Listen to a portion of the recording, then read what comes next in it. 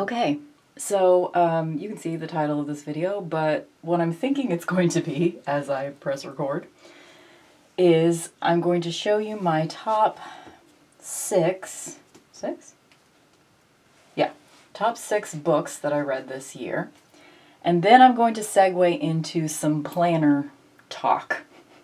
So we'll see how that goes. Oh wait, I haven't started burning incense yet. What do I want? I have coconut, vanilla, and vampire blood. This is my last package of vampire blood. And I'm gonna try, I don't know, just, because I'm like this. I would like to use up all of my incense before I buy any more. So I'm gonna go without some of my favorites for a while in 2025. So this is gonna probably be top 5 books / talking about planner stuff / talking about goals for 2025 / talking about how well I did on my goals for 2024. Yeah. So strap in, right? I'm in the room without time because the only clock I have in here is a wind-up clock that's not currently wound. So I'm not exactly sure what time it is. The only time crunch I have today is that I would like to get outside to go for a walk before it's dark. And I think I have maybe 2 hours till it gets dark. Anyway, not that any of that really matters. Let's get into it. Okay, so I'm going to start with, I read a lot this year. I just wrote down, I read an entire book yesterday. And I think the book that I wrote down that I read yesterday was the 43rd book that I've read this year, which is a lot more, like significantly more than I've read in the last, 5 or 10 years, I would say. Like usually, and this is my first year too, and I do think this is related. This is my first year in a long time not gamifying my reading. Like I haven't been posting it on Storygraph, which is what I was doing for the last 3 years. And before that I was posting on Goodreads, and I would always have the yearly reading challenge. But specifically this year I decided I am not going to have a specific number for this year. I am just going to read and make a list for myself privately in my planner of the books that I finished. And no specific goal, not, gamifying it in any way. I'm still keeping track because I do like to have a list of the books that I've read. So yeah, and I actually, it's a stark contrast actually, because both this year and last year, the social media person at the library where I work asked us, to submit our favorite books of the year, like top 5, up to 5. And last year I struggled with it. I struggled coming up with any books that I loved that I read last year. I ended up with a list of 3, which has been on the the slideshow on the TVs at the library for the entire year. So I've had to confront the fact that, I'll just glance up and it'll be like, my name plus those 3 books that I struggled to come up with last year. And yeah, there were good books, but comparatively speaking, it was actually hard for me to narrow this down to only 6 to show you guys today. And the book that I read just yesterday would actually be one of my favorites that I read all year, but because of the recency bias, I'm going to leave it off right now. But I really liked that one too. Anyway, let's get into it. These are going to be in chronological order from when I read them. This one's fun. This one's an interesting. Do not sell at any price. The Wild Obsessive Hunt for the World's Rarest 78 RPM Records by Amanda Petrusic? I don't know. Let's see, what does this say? A thoughtful, entertaining story of obsessed music collectors and their quest for rare early 78 RPM records. Fascinating. This is a book that I've been meaning to read for probably 10 years or more. I am not a person that collects 78s. I don't even have any. I have 45s and 33s. That's it. I don't even know. Do I have any? 45 is the little one, right? With like the single on it that you need the little adapter. Yeah. So shows you how much I know. I'm an elder millennial, so I did grow up with records, but the main format from my childhood is cassette tapes. So anyway, point is, I'm not particularly interested in 78s, but this book is so... I read it in February, so it's been a minute, but it's so well written. It's about somebody that's probably about my age, maybe 5 or 10 years older, so she's probably still in her 40s now, but it was written... When was this book written? Like I said, I think I've had this on my, TBR list. I didn't own it before this year, but I think I've had it on my list. Where's the fucking publisher page? 2014. Okay. So I think I found out about it the year it came out, and I wanted to read it. And it was either it was already at my public library or I'm the one that requested it. I don't know. Anyway, this is probably not going to be interesting to a lot of you, but it is more about the culture of people that are really obsessed with music. And it's a little bit of a, I thought it was going to be kind of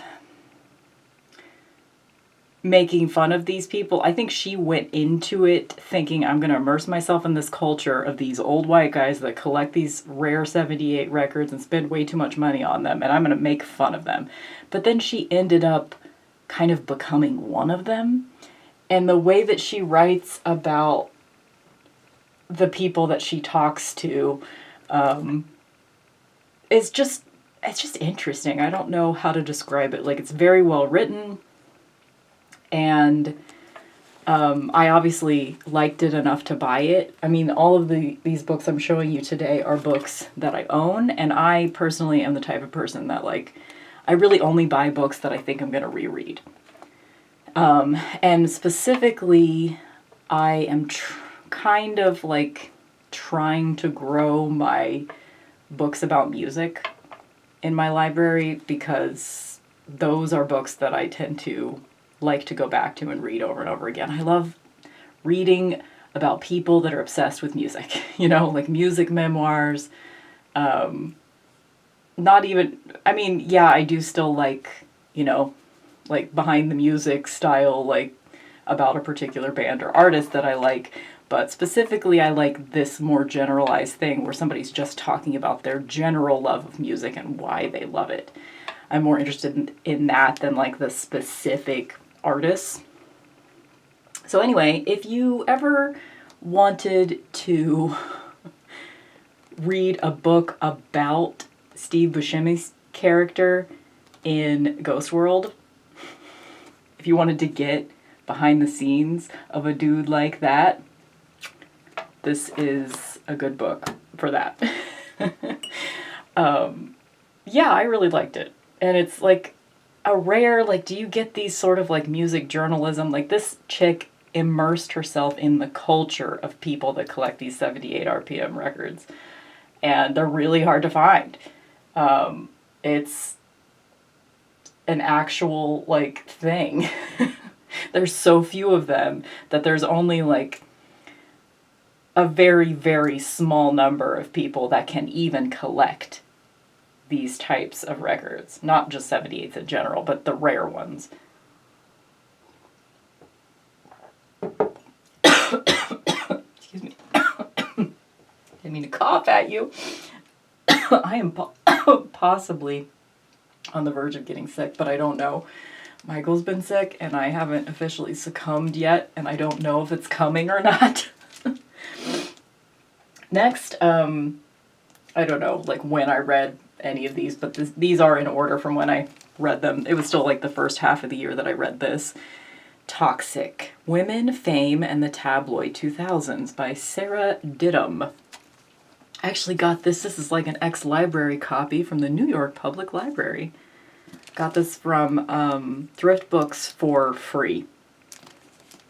And it's in perfect condition. All I had to do was pay the shipping. But anyway, so that's a good find. I love it when I can find an ex-library book when I'm buying a book. So this book just came out this year too. And let's see. So each chapter focuses on one woman that was done dirty by 2000s media. So Britney Spears, Paris Hilton, Lindsay Lohan, Aaliyah, Janet Jackson, Amy Winehouse, probably Kim Kardashian, I guess, China, and Jen. What's Jen? Is Jen Jennifer Lawrence?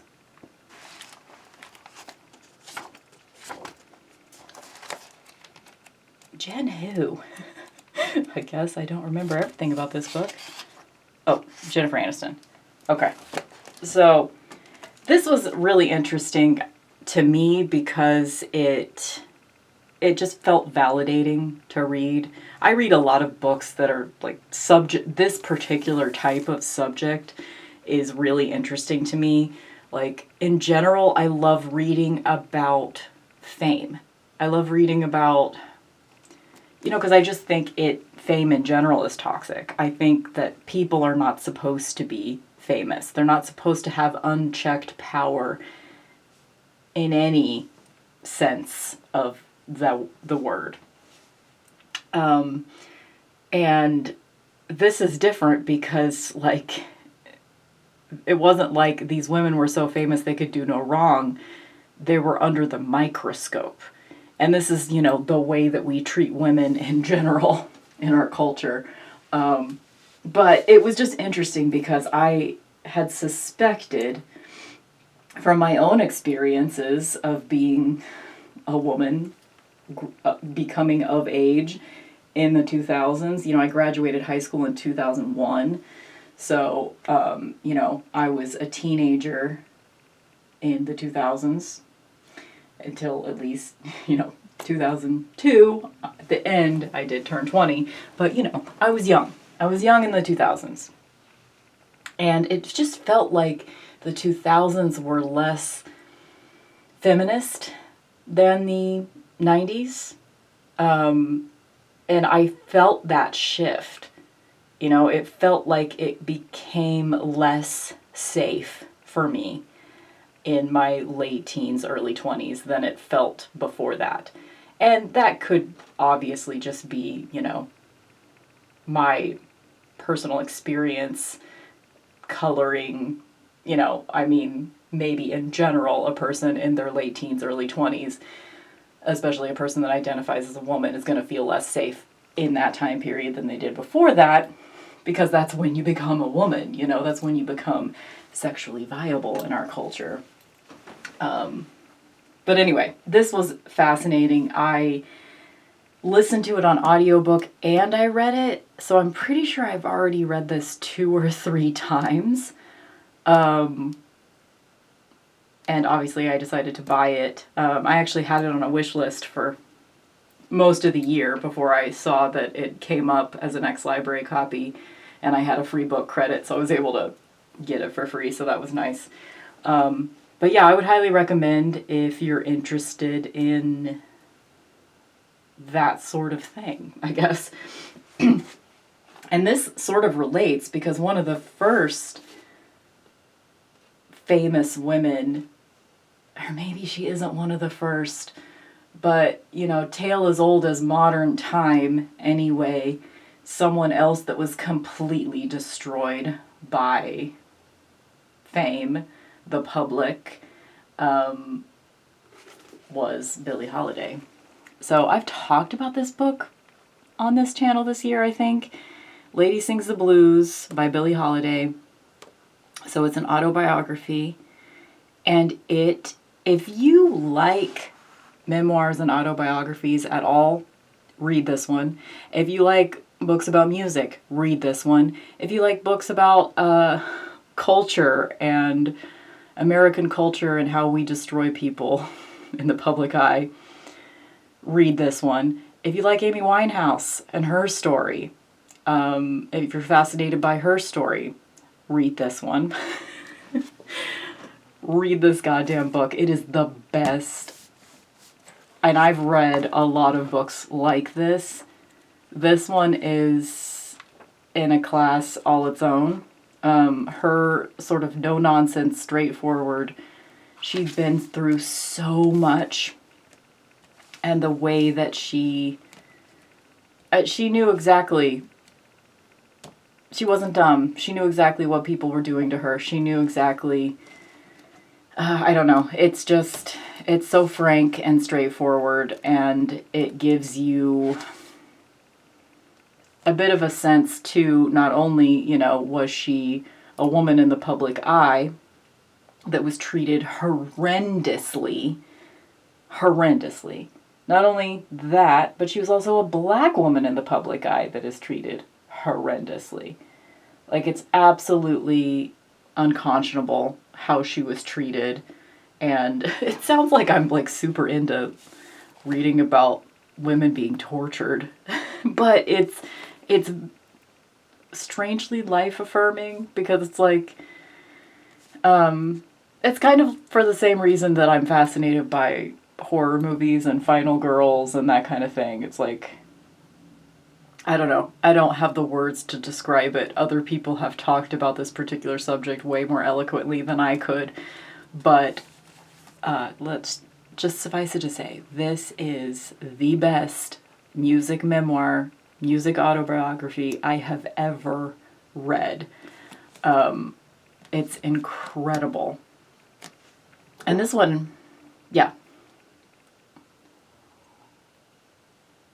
Getting distracted by like how much money I spend on things, and let's just not. Okay, I had to throw some, oh my god, let's count actually. Let me look at my list of books I read this year. I never read fiction. How many fiction books did I read this year? Let's see.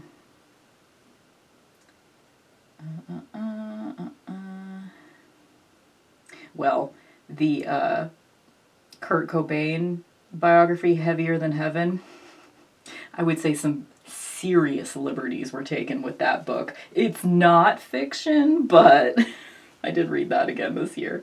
And it's good. It's really good. But you gotta take that shit with a grain of salt, because that guy embellishes shit from situations where he wasn't even there. Like, Okay.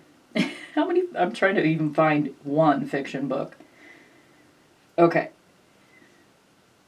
2.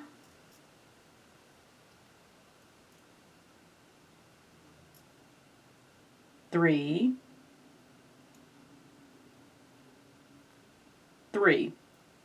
3 of the 43 books I read this year are fiction. I just do not read fiction. But I did want to highlight, I got into a little bit of a Gillian Flynn moment. She only has like 4 novels, I think, at this point. And I read the first 2 this year. I had read Gone Girl like forever ago. And I actually ended up buying it because it showed up on the sale shelf at the library. So I was able to get it for really cheap. So I plan to reread it again soon. But the one that's on my top 6 books I read in 2024 list is Sharp Objects. This was her second novel. I also read Dark Places. I really liked that one as well. That was her debut, I think. I just really like, again, like there's a theme showing up here, which is just the darkness. Like, the characters, Gillian Flynn's characters they're kind of, I mean, I wouldn't go so far as to say they're terrible people, but they're not good people, you know? they're far from Mary Sue characters. They are flawed. And there's reasons that they're flawed. They are tortured individuals. And why do I like reading about tortured women? But I do. It's kind of, I think it's coming from the same place that The Cure is my favorite band. I love listening to The Cure because it's like a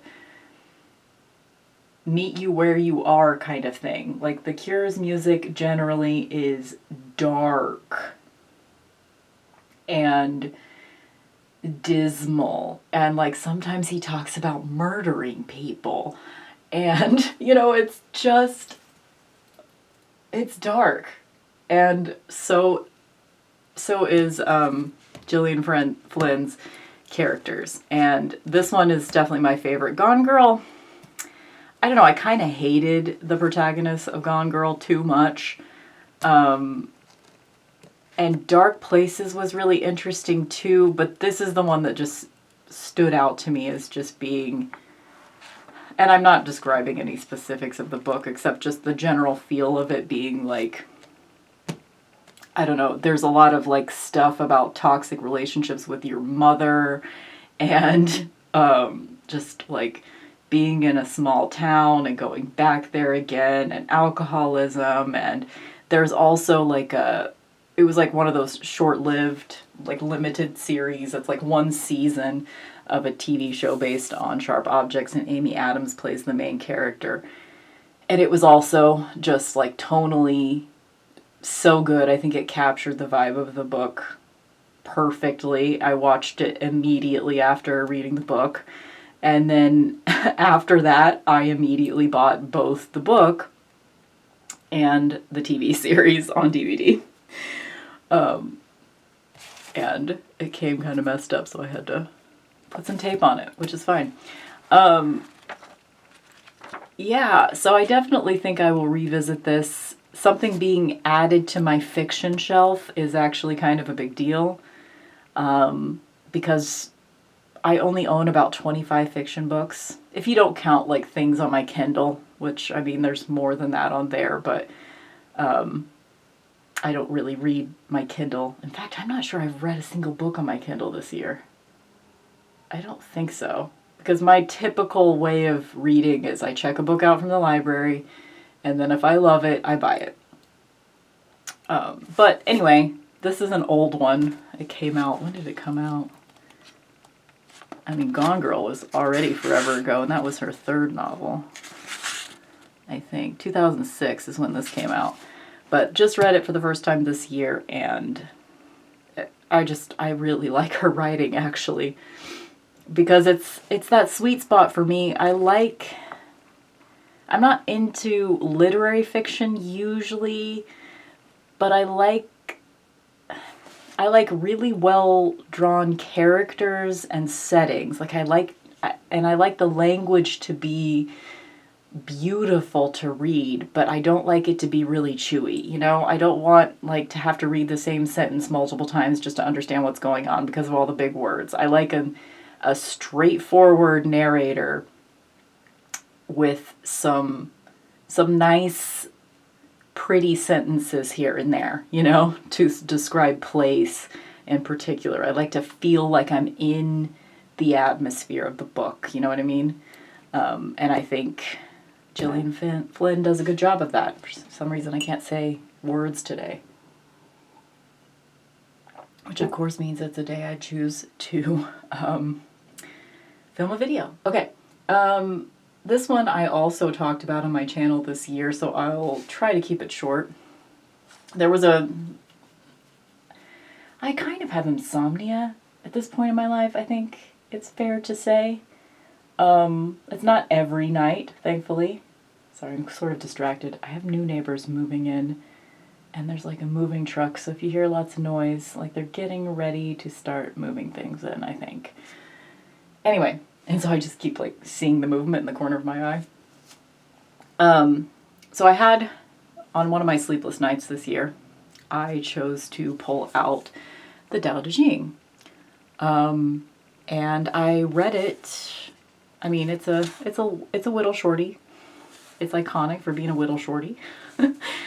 I read it cover to cover.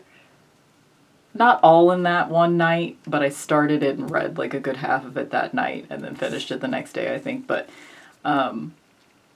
it reminded me that I really love Taoism, like the simplicity of it. Like the simplicity of Taoism is kind of one of its central tenets, you know? It's not supposed to be a complicated concept. You're supposed to be able to readily understand its main text, which is the Tao Te Ching. And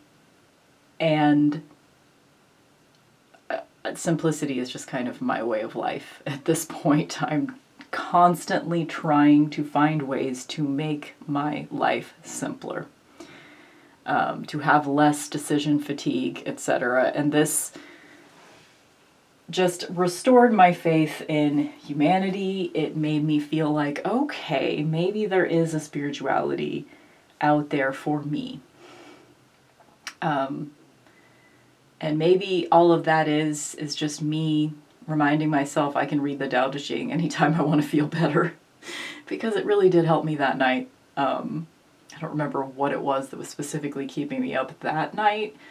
But anyway, it was just a beautiful thing. And I've been kind of having, I don't know, spiritual doubts, I guess, this year, or not really knowing what my spirituality is, if anything. So they're moving in a fridge right now, in case you're interested. I don't think it's my new neighbor. I can't tell though, because I only met her once. So I'm like looking at the person that's moving in stuff right now, and I'm like, I don't think that's her. Anyway. I'm really not like one of those neighbors that pays a ton of attention to what people are doing, but this person, there's somebody new moving in next door, you know? So it's like, what is your story, bitch? Because I need to know. Okay, so just stop being distracted by my neighbors. I might have to close the curtain. This last book is just kind of big to be putting on the top of the stack, so that's why I'm moving the others. This is one that is a reread for me as well as the Tao Te Ching. The rest of these books I read for the first time this year. Yeah, the rest of these I had read for the first time. But the Tao Te Ching I had read before, and The Crow is the last one. So this is a graphic, I guess that counts as another fiction. So there's 3 fiction. Wait, I already said that. 4. I read 4 fiction books this year, if you count this, which I think you should.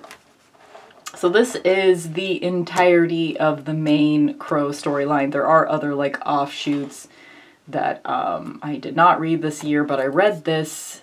It was like a day I was sick or I was recovering from a migraine. For some reason I was in bed and I read this book like in one sitting. And it kind of restored my faith in narrative fiction. Narrative fiction? Like, isn't that redundant? Like, I don't know. It sort of reminded me that good stories did used to be told. I'm real disillusioned right now with, like, just fucking everything in our culture, honestly. But particularly, like, when it comes to fiction, when it comes to, like, TV, movies, books, etc. Like, it just seems like everything's a rehash, reboot, blah, blah, blah.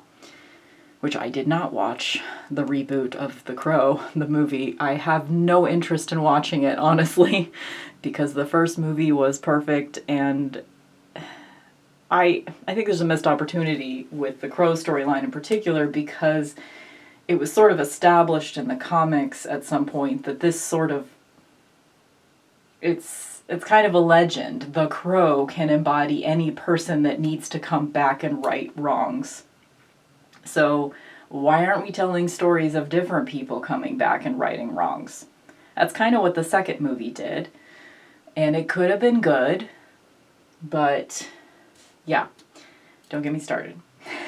Don't get me started. I watched like a 2-hour-long video of someone talking about The Crow, like the whole thing, like every single movie adaptation, the books, the very odd TV series. Do you remember? I had completely forgotten that there was a Crow TV series, and I watched it, and I still forgot about it. I forgot it even existed. But anyway, all of that to say, this book is beautifully written. It's kind of a typical storyline of like, you know, girl dies tragically, boy is sad, and revenge, story, violence, etc. You know, it's what John Wick is about, right? I haven't seen any of those movies, but I think that's what John Wick is about. It's a typical storyline, right? But this one is done from such a personal, emotional space, because of what actually happened to James O'Barr. You know, he was writing it to deal with his own feelings surrounding his loss. And it's just so beautiful. And I think the first movie from 1994, really gets the tone correct. This book and that movie, that's all I need. Although the visuals in the second movie were so good. They were so good. And anyway, I'm not going to go down that whole rabbit hole. But, okay, one thing I recently found out. If you've seen the second Crow movie, The Crow, City of Angels, it was supposed to be about Sarah, the character that is played by Mia Kirshner in the movie. It was supposed to be about her. She was supposed to be the one that was embodying the Crow, and she has her own revenge storyline. It was supposed to be based on her, but the studio was like, no, we gotta have a guy as the main character, sorry. So that was their first mistake, because it would have been such a good movie if it was based on her, you know? Anyway. Because they had a good director and a good cinematographer, and like the visuals were correct on that movie. It had a really interesting tone that was different from the first one, but still, anyway, don't get me started. You're like, I didn't. Okay. So those are my top 6 books of the year. I feel like it just got really dark outside.